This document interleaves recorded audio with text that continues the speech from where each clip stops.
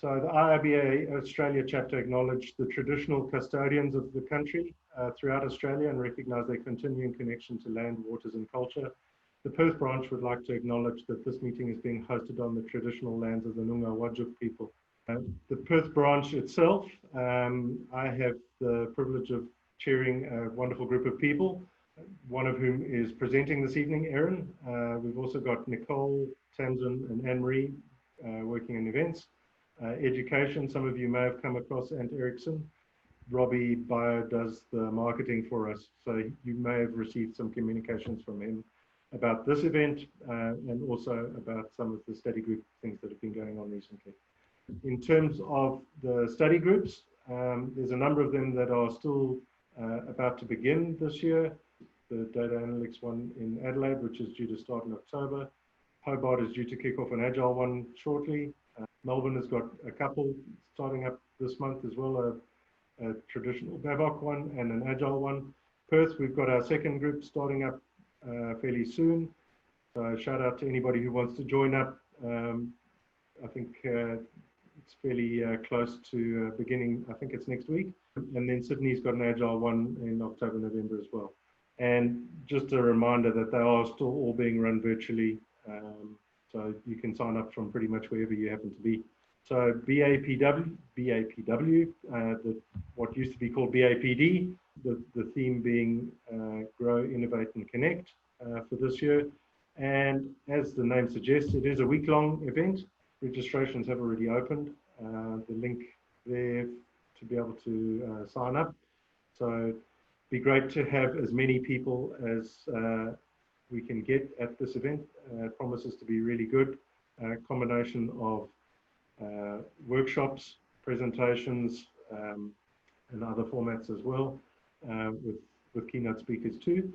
So looking forward to getting as many of you folk who are online, but also others that maybe couldn't make it tonight.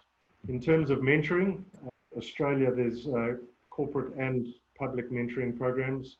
And it's a great opportunity for the experience to be able to give back to the BA community, but also for the newer members of the community to be able to get some experience or learn from the experiences of those who've been doing it for a while, and to share experiences and for the community as a whole to grow.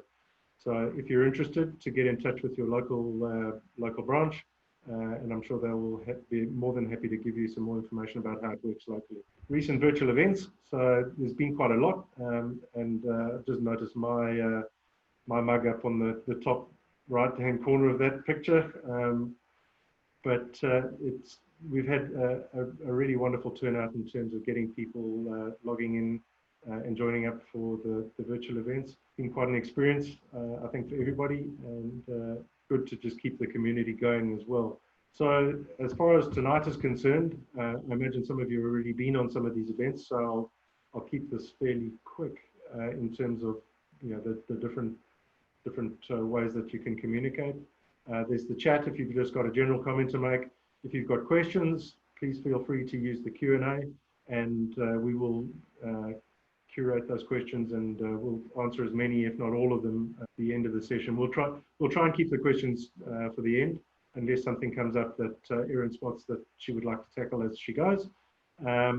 But just in terms of keeping the flow going, we'll pick the questions up at the end. I'll hand over to Erin. I'm looking forward to hearing what Erin's got to share. Had a little bit of a sneak peek on it. Haven't done a full run through of the slides. I thought I'd keep it fresh for myself as well. Erin's also got at least one of the team that she was working with on pulling this together as well. I would like to hand over to Erin at this stage. Fantastic. Thanks very much, Adrian, and thanks for everyone's perseverance for making it here this evening. I particularly appreciate for the eastern states, it's quite late right now.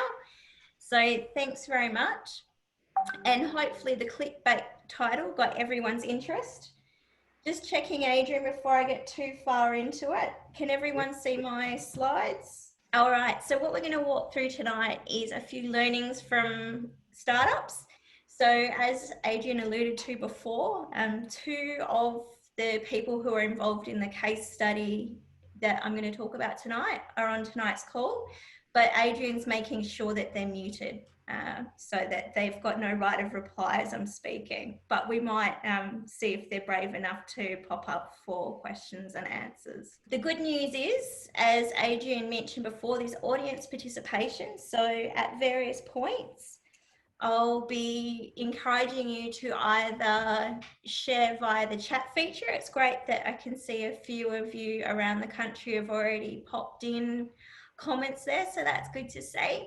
And as Adrian mentioned, you can also add questions as I'm speaking as well. So please, if you want to raise anything, pop it up on the Q&A and Adrian will politely, hopefully, interrupt. Politely, Adrian, politely, as we go through. So I know that online's a bit difficult, so you might be trying to do your washing, or if you're like me at home, you're listening to your dogs barking. And for those of us in the Perth time zone, you're probably eating dinner as well. One of the other things that you might be missing is you can't kind of look around the room and have a see of who's there. So we've pulled out some stats earlier ahead of time to get a feel for who's in the room virtually. So you can see that these are the stats that we pulled as of Saturday. So we've got a lot more signed up since then. But what you can see virtually is most of the people that are with us tonight identify as business analysts, but we've got an interesting mix of other job titles in there as well. So bonus points particularly to Victoria for being the state with the highest number of registrations. So I'm a bit disappointed in Team Western Australia right now. But a bit about me and where I spend my time. So as you can probably guess from the title, I spend approximately 51% of my time working with startups about how they can grow into big businesses. And then I spend a large chunk of my time working with mature businesses about how they can adopt a startup culture. As you can probably guess from tonight's presentation, there will be a theme around dog memes and dog barking in there as well. Outside of speaking and teaching, I also do a lot of hands-on work as well. So most recently working around doing some identity verification solutions, aka really cool AI stuff, and how we can apply that to various industries. I'm really sorry to interrupt. I'm just letting you know that what I can see at the moment, and judging from the chat, it's all anybody can see, is an intro slide about you, Erin. We can't see your slide pack. Much better, much better.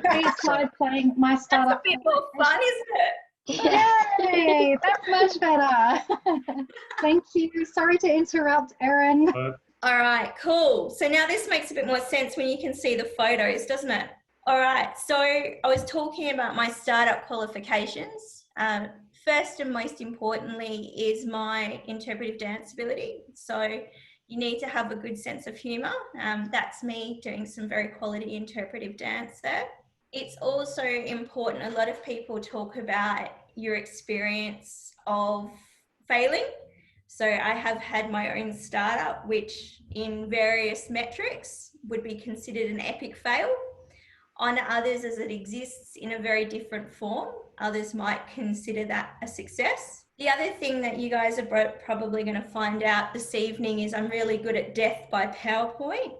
And I actually used the analogy during the week that my use of PowerPoint actually has a lot of parallels with dentists and pulling teeth, which is the case study that we're working through tonight.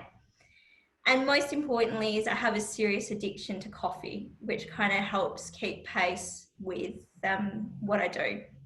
So lots of people ask me what it is that I do, and I do struggle at times to explain what it is. So what I do is, as you can see from the picture, what I don't do is graphic design.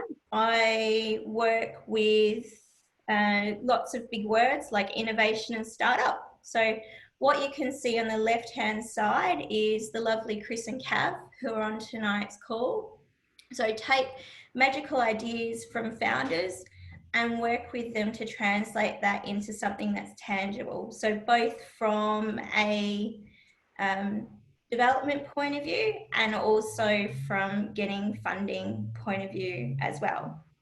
So very much focusing on bridging the gap between the two. So the $1 million question is what to call it. So most of you signing up for tonight's presentation have identified as business analysts, but you probably wear a lot of other hats as well. So most commonly, I think I've never actually held the job title of business analyst, but here's some of the other ones that it gets referred to as business analyst, project manager, master scheduler, chief cheerleader, which is that one came from my husband, user experience designer, marketer, business coach, solution architect, and a good day copywriter as well. So it kind of gives you a feel that as a business analyst skill set, there's lots of different things that those skills can be applied to. So in the case of the case study that we're going to be walking through tonight, the tooth market, all of that hat wearing becomes really important when you're working in the startup space because you're working with much smaller teams. So we've been working with the team for several months now to help translate their business idea into something that's ready for investment and development. And it kind of started with one key question, which is how might we create value for dental practices and patients? So right now, the dental industry is going through a lot of competitive pressures. And if you're like me as a patient, you're absolutely paranoid about the idea of going to the dentists and you have no idea about who to choose. And there's an increasing number of Australians who are booking their dental appointments online using established marketing and booking solutions. It's not necessarily a seamless experience. So when you book online, it doesn't feed into their booking solutions, and the dentists have no idea on any given day who's actually going to show up in the chair and what they're going to be expected to treat. So that was kind of the key question that we started to work with Chris and Cav around. And what that evolved into is the tooth market, and that then as their business name, and then the solution is broken into two pieces, which is Find My Dental and Fund My Dental. So a little bit about the journey and how we got there. So for those who are familiar, they might recognize this map. I know not everyone's got their cameras turned on, but if you want to jump on the chat and see if anyone can recognize where this one comes from, it's probably familiar for those of you who work with or have seen the lean startup method before. And so the journey is very much focused on, you can see we don't get to actually building software until quite towards the end. It's been very much focused on defining, validating problems and markets and getting ready to prototype and test. So what you can see there looks like quite a neat, tidy process, but what it looks like in reality is a bit more like this. So constantly making adjustments day in, day out, starting to do multiple things simultaneously, including preparing for fundraising. So wearing an analyst hat, a lot of the focus is taking a lot of that and translating it into a solution that makes sense. So where we've ended up is a nice, neat, tidy process, which I'm sure as business analysts, you much prefer this as opposed to the spaghetti that we were looking at before. And it walks you through, under Find My Dental, there's a diagnosis part. So something's happened in my mouth. How do I find out the scale of the type of treatment that I need? So I've got a pain in my mouth. I can feel something, oh, look, so it can help me understand that I might need a root canal. It can then help me find a dentist that's close to me, give me quotes, including helping me to understand if I've got health insurance, how much my health insurer would pay for my treatment, and then book it in. If it's quite an expensive treatment, I can also request funding, so sort of an afterpay for dental type of product as well.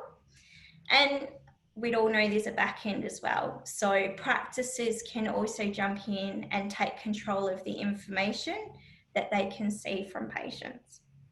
So as part of that journey of working with Chris and Cav and bringing the truth market to life, it kind of got me thinking about tonight's question, which is, why are there no business analysts in startups? And I'm sure you guys have probably pondered it a bit as well. I don't know, is that the kind of thing that keeps you up at night? Probably not. But as analysts, we love a definition. So when I talk about startups, there's kind of three key things that I'm thinking about. The first is a startup is different to opening a physio down the road, because you're looking for a different kind of business model. Something like a physio or a chiro or a dental practice already has an established business model. With a startup, you're looking for, how is it that we're going to make money? The other thing that makes a startup a little bit different is it's got big dreams. So it's very much intended to grow bigger than its founders. So you can see the unicorn picture there. So that's a definition of a business that's been valued at over $1 billion. So you can see that they have very big dreams. And thirdly, something that would be quite well known is that startups are very known for having high rates of uncertainty and failure. So that kind of big rewards, big risk is a big part of the industry. So with that in mind, it kind of gets you thinking that you need a solid team to help you along the way. So I think everyone's kind of familiar with the Steve Jobs as the visionary. Bonus points for anyone on the chat who can recognize the bottom two, the hacker. So anyone? There is? Oh, good. I'm glad. I'd be disappointed if there wasn't. And double bonus points for anyone who can recognize the hustler as well. Down there. Anyone? So for you guys who might not be able to work it out, so the hacker is Steve Wozniak, who obviously became famous working alongside Steve Jobs. The one that's a bit less familiar is a guy called Gary Vaynerchuk, who's become quite famous in startup circles for being quite of a marketing genius. So very impressed for anyone who could recognize Gary down there. And what you can see from those three is no reference to analyst skills. So we've got visionaries, we've got developers, we've got marketers, but there's no reference to analyst skills. Which kind of brings me to thinking about, as I mentioned before, startups have an extremely high failure rate.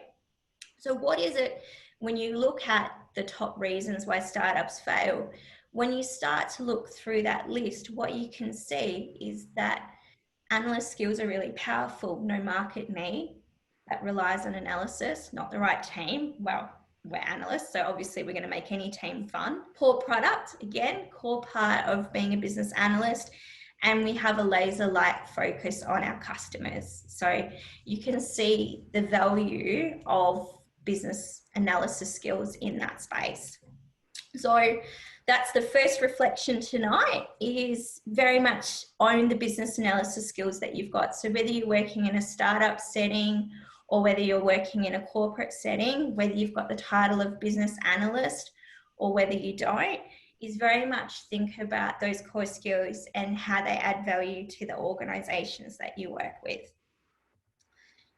Particularly when you see this definition, which definitely caught my eye, which is when you think about someone who does precision guesswork based on unreliable data provided by those of questionable knowledge. So that got a laugh out of a lot of us. And we also liked the definition of wizard or magician. So with that in mind, I encourage you again on the chat to start a bit of a debate. Do you agree that we should also be known as wizards and magicians? And if you don't agree, what should it be? Is there another alternate to wizards and magicians that we should be putting on the bottom of our business card? So with that in mind, we've established now, hopefully, thumbs up. I'm hoping that everyone's going, yes, we are wizards and magicians. We've established that business analysts create great value.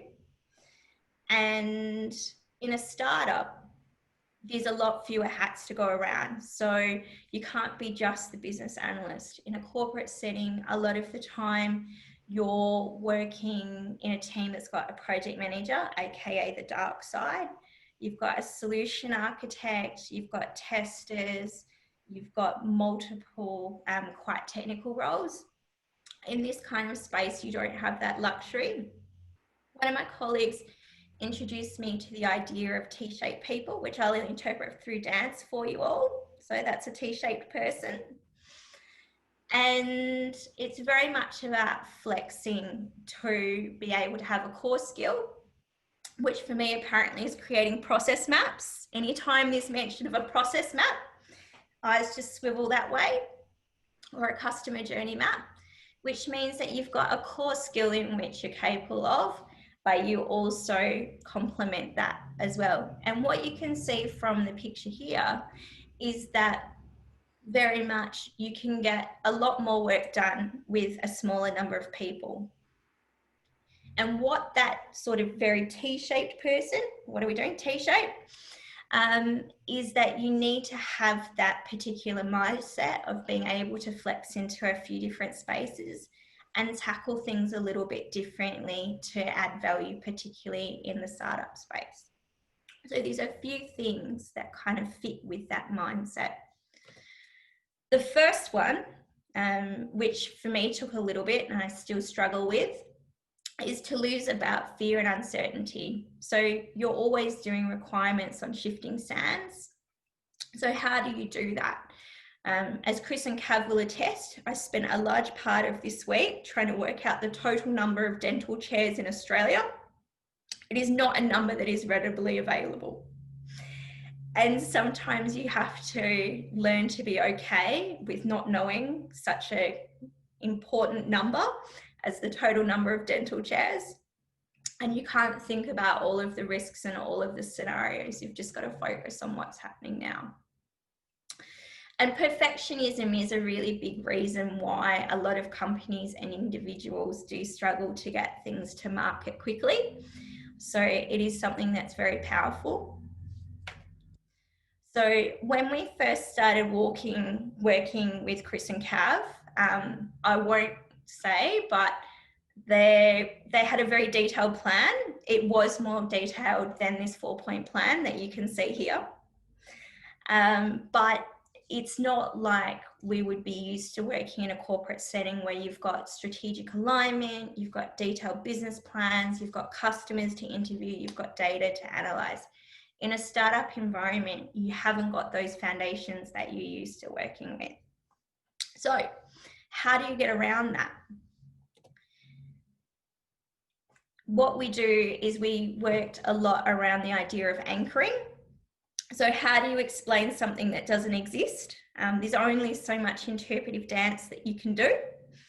When you've run out of interpretive dance, what we talked about in terms of their idea, as we said, the diagnosis tool is a lot like BoneBox, which is a dental training app. We said that the search function is a lot like HotDoc. We said that the quoting module, which is actually the genesis of the idea, is a lot like a removalist website that Chris used. We said that the booking engines like Health Engine and the funding components like Afterpay. So that very much gave us an anchor on which we could start to talk about and grow the idea from there. So that was super helpful. The next part of the startup mindset is very much about thinking small. So you've got to be pretty confident that you've nailed what you're doing. And the key question when you're looking at every requirement is, would I include that feature if it was my money? So it's quite a different kind of mindset to working in a corporate type environment, where if a sprint goes over a week or a month or gets pushed out 6 months, 12 months, a lot of that is invisible.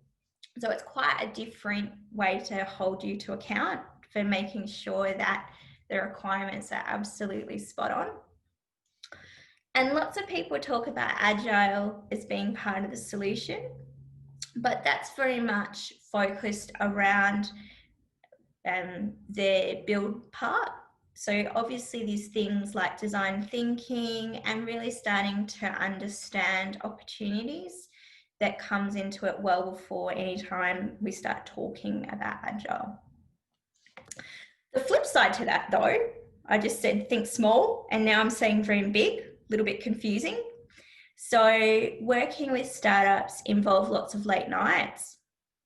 And I appreciate that not everyone's dreams are to get rich and buy a Ferrari. So I've included a few other options in there as well. But it is very much about being able to balance the tension between thinking very small and starting very small, but still keeping an eye on your big dreams. So it is really important from a mindset perspective to be able to balance both of those. Just probably a nice segue into one of my big realizations in recent years is that it is about making money because of that risk reward profile being quite different for startups. Is that startups are expensive. It costs millions and millions of dollars to build custom software. So people are expecting an above average return. It's not like an enhancement to your HR system or your ERP system that you're expecting, 7-15% return. Because of the risk, people are expecting a much larger return. So these are, as you can see, examples of where we started from a whiteboarding perspective. And we didn't start any development of requirements or any of those types of things until it was really clear how the idea was going to make money.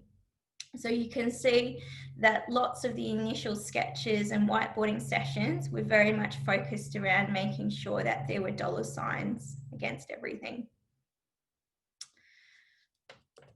So I've just walked through 3 different mindsets associated with startup thinking. We talked about lose the fear and uncertainty. We talked about delivering small and dreaming big. How are you guys thinking about that? How are you feeling? Are you sitting there going, great, I'm ready to start? I'm not sure whether startups for me or this stuff sounds crazy. It's not really my thing. So you're either welcome just to kind of sit with that, or if you want to share how you're feeling, jump on the chat and connect with some of the other analysts to see if there's a few budding founders in IOBA with us this evening. So I can see a few messages coming through there. So I've talked about what the role looks like. I've talked about the mindset. I'm sure you're dying to go, well, what does the process, what does it look like? How do analysts create value for startups? So I'm going to assume that everyone went, yes, cool, I'm ready, I totally want to be involved. Yeah. And so here's a few different reflections from the tools and techniques that we used as part of the tooth market. First of all, I'm glad that Chris and Cav are on mute, because like everything, it is a little bit like herding cats. So I like plans, and I like plans a lot, and time is of the essence. So what's really important is actually encouraging people to plan rather than just getting into the development. I know it's kind of that obvious thing that as analysts, we've probably seen this so many times, but it can be hard when people want to start building. So I'm happy to tackle any conspiracy theorists out there who want to challenge me on this, who want to claim that that the ratio might be different, that for each minute you spend planning, you save 10 minutes in execution. And it is very much the case that as part of the journey that we've been on, the requirements change so many times that if we'd started building straight away, we would have had many false starts. So Without giving away too many details, because I don't want to show off how much I know about the dark side, aka project management. What sits behind their plans is the idea of having sort of big picture roadmap type stuff broken into individual tranches, so blocks, which was then broken into monthly and weekly activities.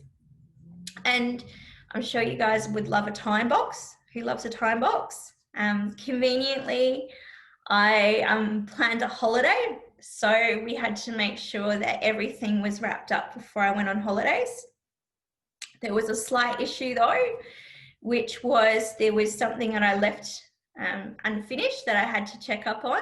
So this is me in the remote Western Australia having to drive 150 kilometres to get a mobile signal to check up on something for the project. So just be a little bit careful with time boxes sometimes, but they're definitely useful. And that's a bit of overachieving, I suppose, driving such a long way just to get one email. It was a pretty good one. And the flip side of that is good analysts actually are underachievers. I actually saw a quote from Bill Gates recently that says that he prefers lazy engineers. He doesn't like to hire people who try too hard. And I'm sure you guys have heard the idea of minimum viable product many times. I don't think any organisation hasn't thrown it around at least once by now. And particularly in the startup space, it actually gets you really thinking about, well, what is minimum? What is the absolute minimum? So challenging every little thing every day. So if it was my money, would I have that in there? What is viable?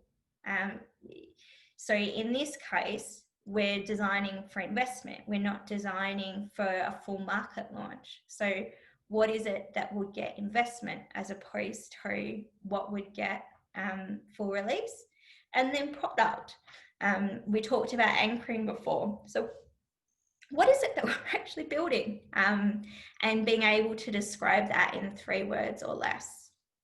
So it is something that you've probably seen before, but it just becomes front of mind with these types of things. So we talked about very early on in the process, the Wizard of Oz. So with the Wizard of Oz approach, you can see there's lots of fire and brimstone and smoke. But for those who aren't familiar with the Wizard of Oz, it's just an old guy hiding behind there that's making it all happen. So that was very much the philosophy behind our definition of our minimum viable product, was making sure that it wasn't fully featured. It looks really great from the front to get everyone engaged, to make sure that the concept's clearly understood and viable before moving into later stages. There's a few other things from an analysis point of view that you'd be quite familiar with. So you can see that we've got an MVP definition. We also did user stories, which I'm sure everyone's pretty familiar with. And we also used a process framework as well. And because there were so many different modules that are associated with a solution, we needed to organize everything so that the customer journey was really clear. And you can see why, is that the wireframes for the solution got out of order very quickly if it wasn't the case. One of the other favorite things that we did recently was making sure that we did site visits and walkthroughs. So this is part of the team at an actual dental clinic, working on a solution for the dental industry. So you can see we also made sure that we got out of the office and into the real world as well. And I think I spent the whole time doing this. But the output is very much the same. So you can see from the table of contents that all the usual things that you would be used to seeing in a requirements document are still there. It's just how they're written, how they're structured, how they're worded are quite different. The other thing that doesn't change is it's still all about the people. So one of my favorite stories, which I still giggle about today, is when we started talking about personas. One of the personas was based around one of the clients who showed up for emergency dental treatment on a Monday morning. And being a very West Australian person, had the genius idea to open a bottle of beer using his teeth, and he'd cracked his front teeth. So it's those types of stories that are really important as part of that persona-driven process. Because every time that we were working through wireframes, we were able to ask ourselves, Scott, the tradie who broke his tooth on a beer bottle, would he be able to use this? Would this work for Scott? So those storytelling becomes really powerful, not just as part of developing wireframes, but also promoting the solution as a whole. We also had a series of practice personas as well. So making sure that we were designing for smaller dental practices right through to larger corporate practices as well. And being a startup, later down the process, we also introduced an investor persona as well. So making sure that we're designing not just for the people who are going to use the solution, but making sure that we've got a clear, that investors are also engaged as part of it as well. And it's quite interesting that when we introduced the investor presentation, the investor persona, we actually started talking about this quote, which is, "We love what is beautiful." So at that point, it was just a set of boring wireframes, very much in low res and lots of stick figures and those types of things. You guys saw the quality of my drawing before being exceptional. So right towards the end of the requirements, we purposely introduced the graphic design element right at the end. And so I've purposely left Flossie to last because we're quite excited by Flossie. So the tooth market, so Chris and Cav worked with a graphic designer at the end of the process, making sure that they weren't getting too distracted by the colours and the potential for the Velociraptor, and how the Velociraptor can spin off into all other exciting things and have its own merchandise and all that kind of stuff, because that otherwise takes away from all of the boring things that we started at the journey. And so what you can see is it really does start to connect with bringing the idea to life, and it really makes it fun and personable throughout that journey. So in terms of wrapping up, because I'm mindful that we started a bit later and I'm sure you've got lots of questions, is you can probably see I'm a little bit biased, but I do believe that the startup teams should look more like a square than a triangle. So rather than just having the visionary, the hacker, the hustler, the most perfect founding team should also involve an analyst. And I'm not sure if anyone's going to disagree, maybe Chris and Cav. And the reflections that we've talked about as well is we spoke about 5 things. So we spoke about how your BA skills are really valuable. So whether you're working in a corporate setting or whether you're working in a startup setting or somewhere between, is to think of yourself as a T-shaped person. So you might have some core analyst skills, but also think about how you can flex outside of those to create value for the organization and the projects that you work on. Particularly if you're in a corporate setting, it is still all about making money. It is a bit depressing at times to say that, but particularly now working in a recession, it's really important for us to be focused on those types of things. I know we make fun of project managers a lot, but we do need to recognize the importance of the dark side and that we need to have a plan and not necessarily start developing straight away. And that as an analyst, you need a plan, not just for the project, but also understanding your plan for how you're going to gather requirements, because it's going to be different for every project. The other part then is to not overachieve, do the minimum, be a lazy analyst, look at where you can put your feet up and find easier ways to do things, because you should be spending as much of your time as possible with the people, whether it's talking with them to gather requirements, whether it's getting out and meeting customers, whether it's seeing the projects that you work on in the real world. Whatever it is really being able to focus on the people side of what you do.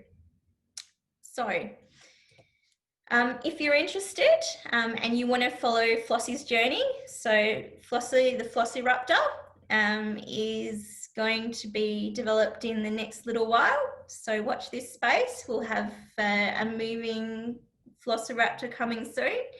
I encourage you to follow the hashtag on social media. So it's going to get you a trot out on LinkedIn first and foremost.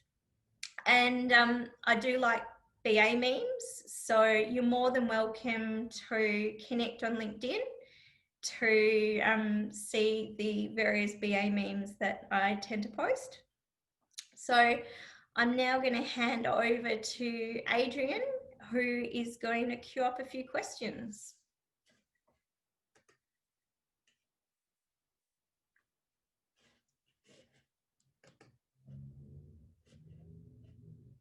Adrian is on mute. He's a fantastic guy, but he's still on mute. There we go. Can you hear me now? Super. In terms of questions, I don't see the Q&A thing on here, but I think Kathy has just sent through a question about what about a BA for an owner-operator or small business? So much focus is on corporate. What about helping small business? Yeah, it's a really good question. Thanks, Kathy. A lot of what I've talked about in terms of startup holds true for small business as well. And that idea of being a T-shaped person is really relevant for small business, because small business can't afford to have a large project team that's got a project manager, a business analyst, an architect, you know, an enterprise architect, a solution architect, developers, testers. There's so much value for small businesses, particularly now with so many small businesses needing to get online. Yeah, definitely, Kelly, that's great, is that we can all help Kathy start working with small businesses as a BA pool. Yeah, absolutely. I personally quite like that comment that you made a little bit, and you came back to it again, which was the, you know, being, I suppose, rather than lazy, perhaps being a little bit economical with the effort. I liked the idea of really challenge yourself to think about, particularly in terms of requirements, if it's someone else's money, how that changes your perception of what's important. And particularly small business as well, like that mindset's really important, because if you're working with a small business, that's the soccer fees or the school fees, or that money is very personal to small business owners. And it's a really good way to really focus on, have I absolutely honed my craft? Do I know exactly what I'm doing? Yep.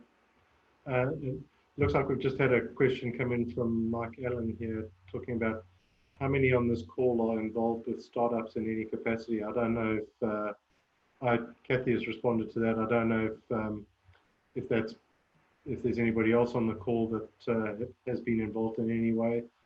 Um,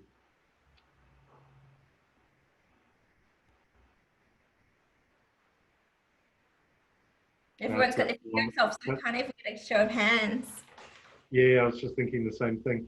That perhaps it's one of those things of that's why everybody's on the webinar to get some understanding of what actually is involved. Well, we can do a follow up. So our marketing, so the IABA marketing team, the lovely Robbie ran some stats on who was on the call on Saturday. We could run those numbers again and share them.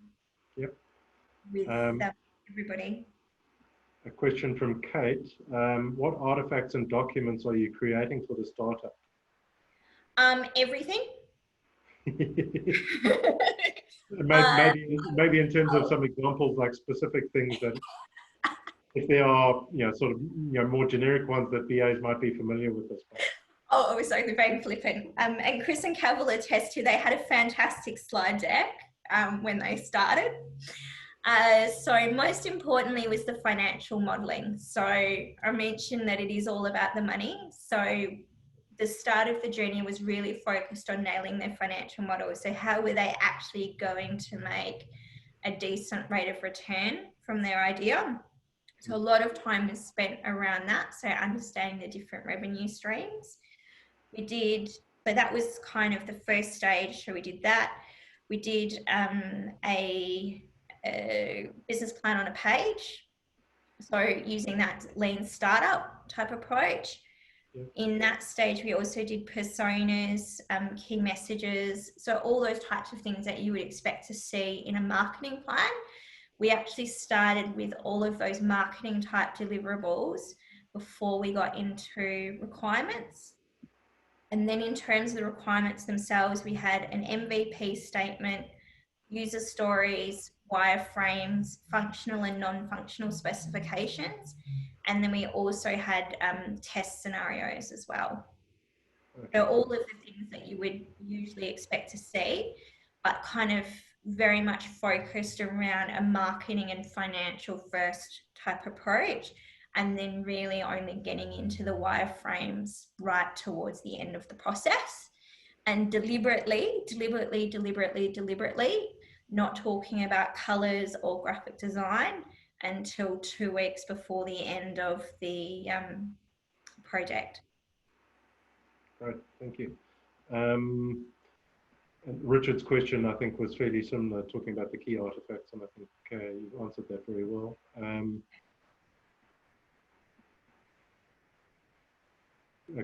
I suppose more of a statement from Kelly saying that people often question the capability of a BA to innovate because we sometimes get caught up in analysis paralysis. Oh, well said. Dental chairs. It's easy to say and hard to do, and that's where I think getting that team right about having the different skills together so that you've got other team members who can hold you to account to go, actually, Erin, you do not need to know the number of dental chairs in Australia right now. A pretty good question here, I think, from Shaz. I'd be scared to move to the startup space. I tend to devalue myself to provide good, valuable service. How do you get past that fear factor? It's a tough one. It's definitely, so I've been running my own business for 2 years now. And when I first started doing it, it just absolutely scared me. Like, yeah, really, really challenging. But also, all in is not necessarily a bad thing. It's kind of sink or swim. But I've also come from a consulting background. So rather than straight corporate, coming from a consulting background means that I've got had to build some of that confidence about not being able to do the analysis, but also sell the value of the analysis. And that's something very much that we can all start to do working in a corporate setting as well, is as a profession, we don't always champion the value of what we do as much as we could. So if you did want to build your skills in that space, is start from where you are and really starting to sell the value of business analysis, because it's not always promoted or understood or appreciated until people see what good analysis looks like. I see a question in here also from, I think it's a question from Kathy, talking about business artifacts being the biggest hurdle. How do you capture the information and present it in a logical and comprehensive manner? Sometimes putting the information on paper and screens or paper screens is difficult. Yeah, I'm not being flippant about interpretive dance. I do genuinely use it a lot. And I do, was actually mentioned that we're doing some work at the moment around artificial intelligence to prevent fraud prevention. And so I crafted a beautiful slide deck that one slide got looked at, because in that the value is in the conversation. And while I had this beautiful slide deck, I kind of went, oh, okay, cool. It's actually better for us to have conversations as humans. And so it's there and it's comprehensive and I know it's there, but having that confidence just to be able to know the content so well that you don't, that you can speak to it concisely. And I always these days work in PowerPoint. I've stopped using Word predominantly because PowerPoint does force you to be more concise and also far more visual in terms of how you communicate as well. So I use a lot more storyboards than what I would have done 10 years ago. 10 years ago, I would have used lots of BPM and process maps and those types of things. Whereas now I predominantly use customer journey maps, storyboards, and wireframes. Okay, and that, I suppose it's very much applying the right tools for the right job in this particular case. That makes absolute sense, and in other situations it makes sense to use those other techniques because that's what's required by the organisation or the outputs that are required to produce the value that the organisation is looking for. So a question from Zita talks about, has asked, did you build a prototype for the investors or just the wireframes? So there's been some initial conversations with the investors that have used aspects of the wireframes, but the fundraising push will involve the prototype, so an actual something that's visual that you can walk through from end to end. Possibly a more challenging question here, certainly would be for me. I'm glad I don't have to answer it. What's the clearest alignment to Babok, with all of the items here?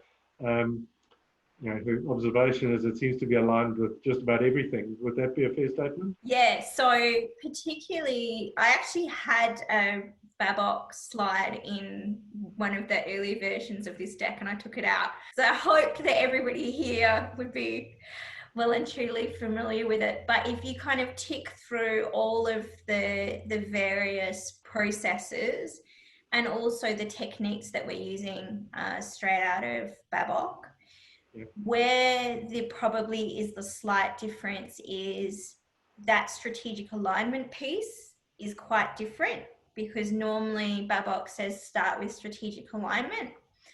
In this case, it's a lot more iterative. So you haven't got a strategy. So you're kind of working out something and everything's kind of happening in concert.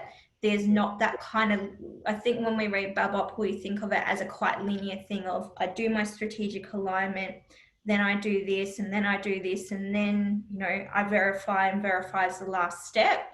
It's very much that more you're kind of going around. So you're doing all the same things. It's just not as linear as what we would be used to. A lot of looping back and starting on one thing and then probably jumping a couple of steps and then hopping around a bit. But ultimately, you've probably covered everything, but just in a slightly different order because, so it would suggest that you need to be fairly comfortable and confident in being able to apply those techniques in an order that might not be clearly the linear way that some might be familiar with. And you can't call it what it's called in Babok either. which the other part is working in a corporate setting. We're quite used to working with quite large frameworks and those types of things. In this type of environment, everything's got to be simplified.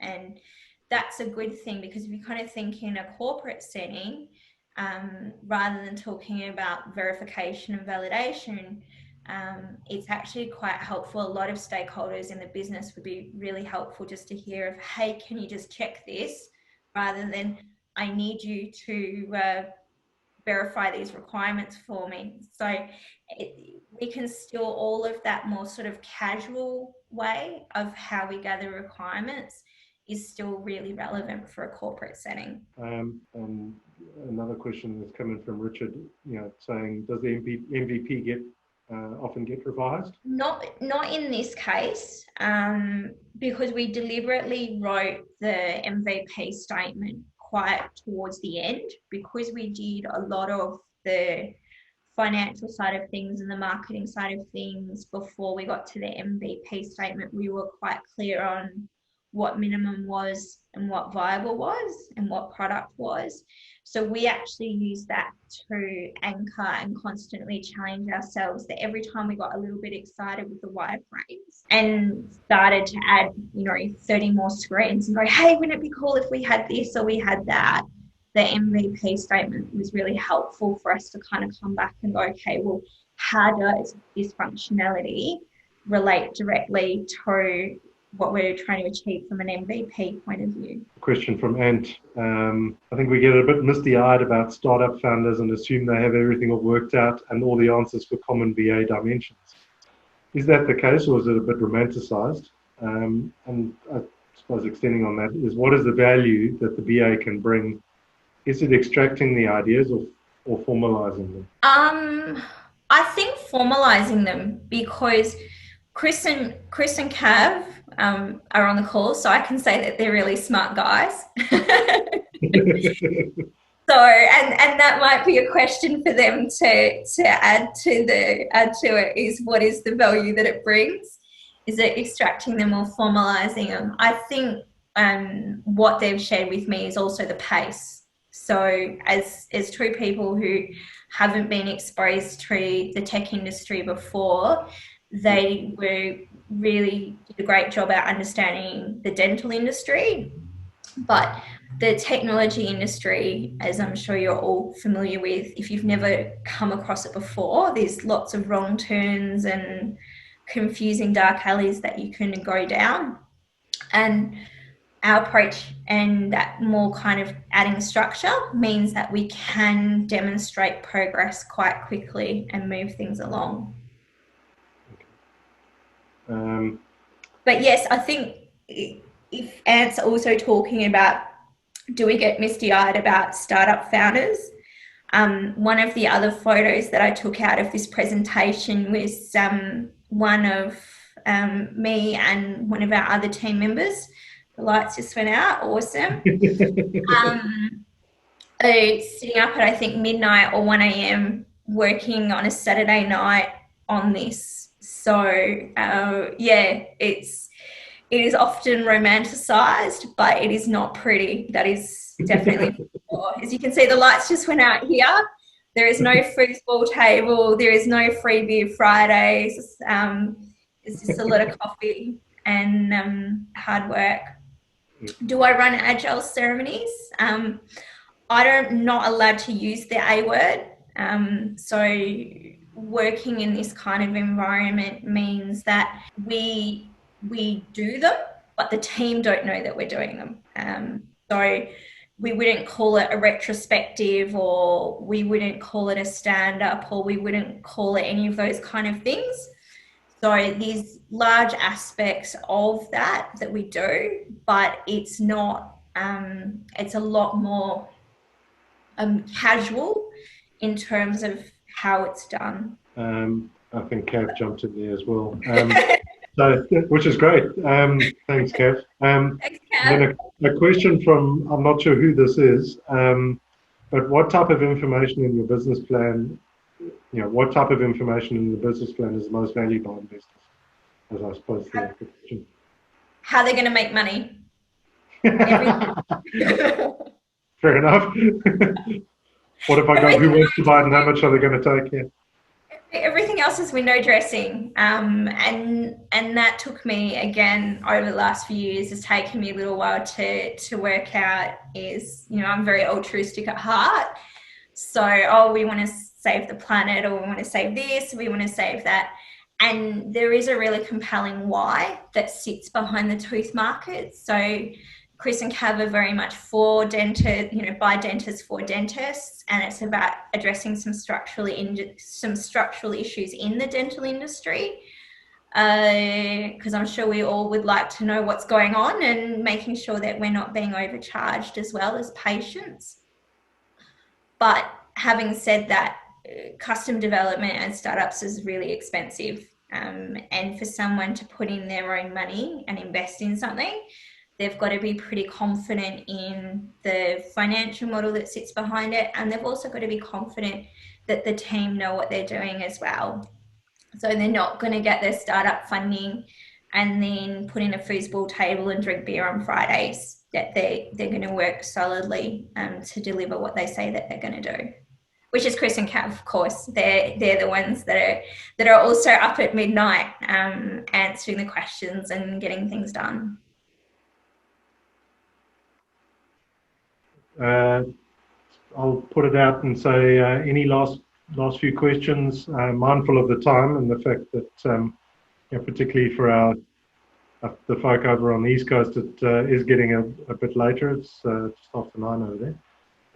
Any last questions?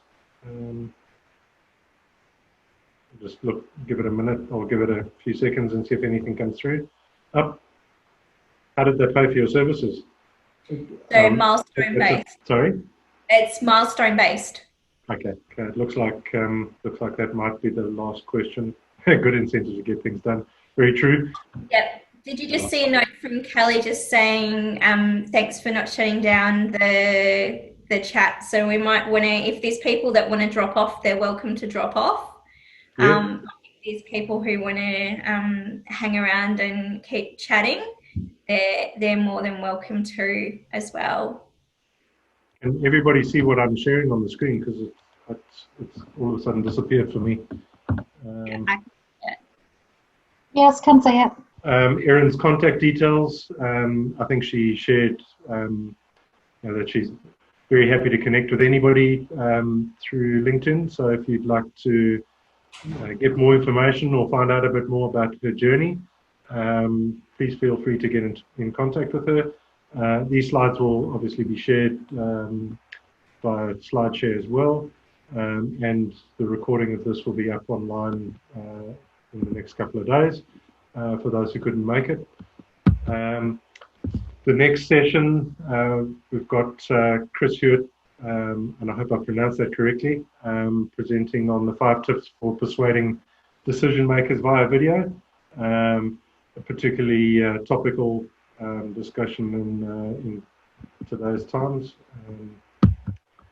And as you know, as Erin I think mentioned, and sorry I didn't see it, you know, that in terms of the formalities, you know, we'll wrap up there, but we will hang around for any last questions if there's anybody who would like to ask. But a big thank you to Erin. I, for one, learned a lot out of that, and, you know, just in terms, I did truly, that, you know, startups is maybe not as scary as, but that's not to say that it's not hard work and there's not a lot of discipline involved. But that, you know, having the right group of people working together to get a good outcome, you can actually do some great things. And I'm sure Cav and Chris would agree. Thank you for putting the presentation together and sharing it with all of us. I'm sure it's been informative for everybody. Thank you.